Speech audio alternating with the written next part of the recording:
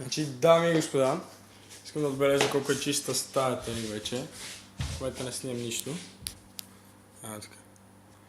Значи, всичко блести. Чистота.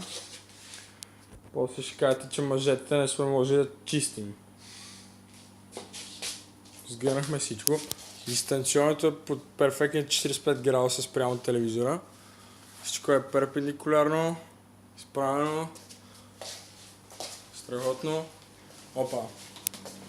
Чакай да изравним. Всичко е супер.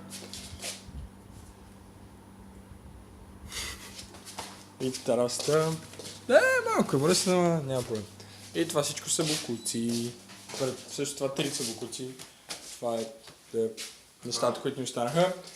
Само малко се производихме с чините, но сега не мога да им свършим всичките работа, нали им плащат за това. И да, окей, чао!